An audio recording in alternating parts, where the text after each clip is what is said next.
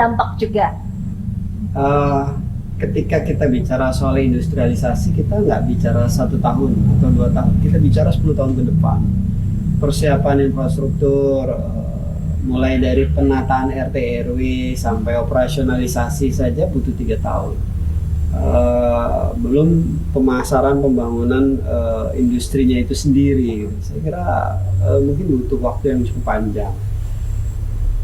Kembali ke soal yang kemarin, yang penting ini keberlanjutan pembangunan antara pemerintah yang sekarang, kemudian pemerintah transisi sampai ke pemerintahan barunya.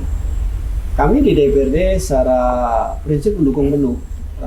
Apa nih desainnya? Yang penting kan desainnya, sehingga kita bisa menggenapkan puzzle-puzzle yang kurang dari proses desain itu. Kayak misalnya tugas kami memastikan RT RW sesuai dengan kebutuhan pengembangan kawasan, karena pembahasan perda RT RW-nya sebagian ada di kami, sebagian ada di pemerintah daerah.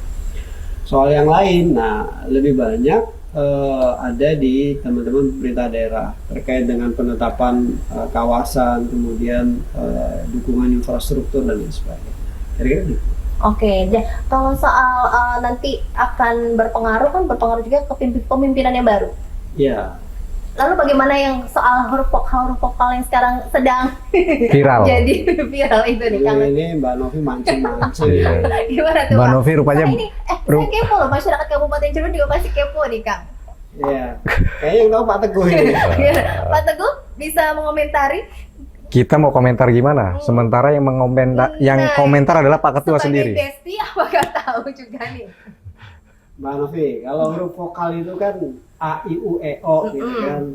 Pak Imron huruf vokal. Huruf vokal, I kan ya. Lalu yang lainnya mungkin bagaimana tuh, Kang? Ya, memang ada beberapa alternatif yang bisa menjadi kuda hitam yang sempat disebut-sebut awalnya huruf vokal itu. Gitu. Saya menduga-duga jangan-jangan huruf vokal itu namanya AA Teguh gitu kan. AA Teguh kan dari huruf vokal juga. Iya. AA Teguh gitu ya. Iya.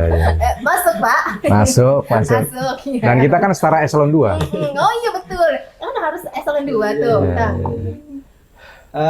Eselon 2 itu bebas ya. Nggak perlu harus yang 2A kan, 2B juga bisa ya. Pokoknya paling eselon 2 gitu ya. Ya AA Teguh. Sampai detik ini peraturan yang mengatur secara eksplisitnya belum keluar.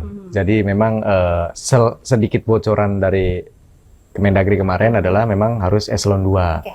Yang jelas bukan kami lah.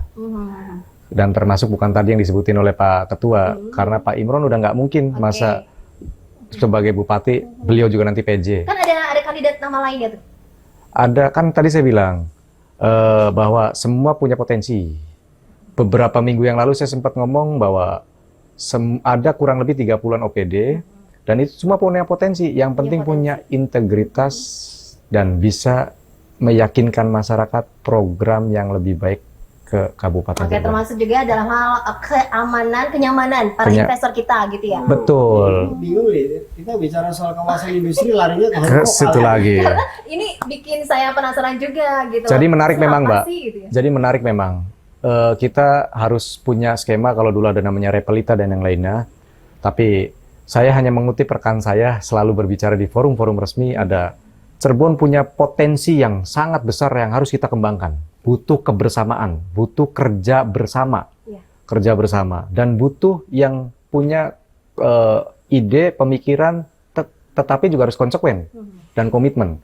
Artinya apa? Kita punya 5 pintu tol. Tadi Pak Ketua selalu menyebutkan accessibility semua, tapi faktanya infrastrukturnya rusak. Di mana kita mau masukin industrialisasi? Walaupun saya dalam hati kecil saya menjerit karena saya lahir dari petani, akan berimbas juga terhadap lahan pertanian mungkin, walaupun lahan pertanian yang tidak produktif ataupun apa. Jadi apa yang harus diperbaiki terlebih dahulu nih, Kang Lutfi?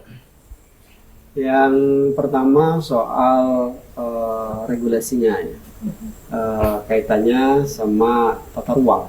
RT RW harus segera selesai dan mendukung penuh pengembangan kawasan itu.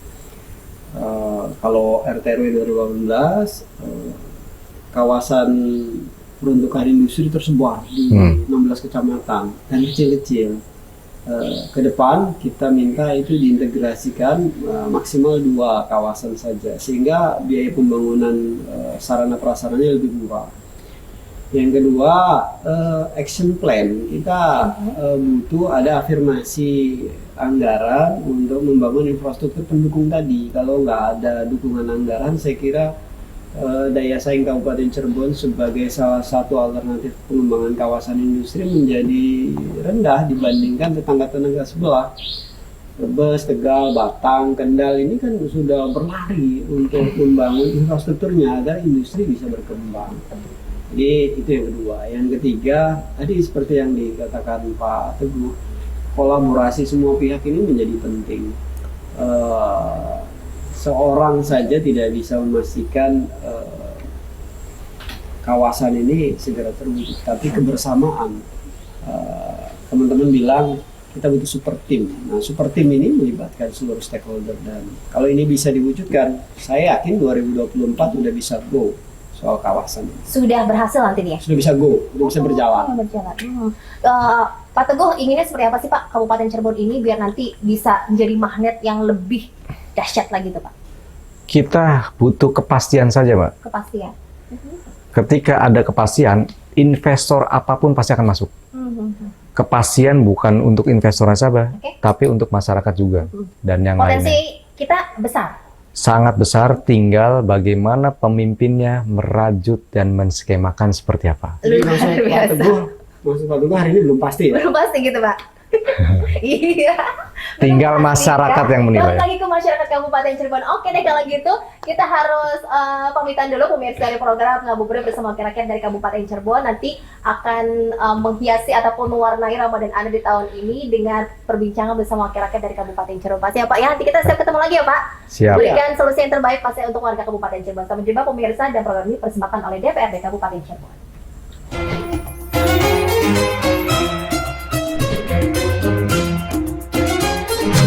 Sedulur Cirebon bahagia, jangan lupa saksikan acara yang luar biasa setelah azan maghrib. Judulnya Legislator on the Road.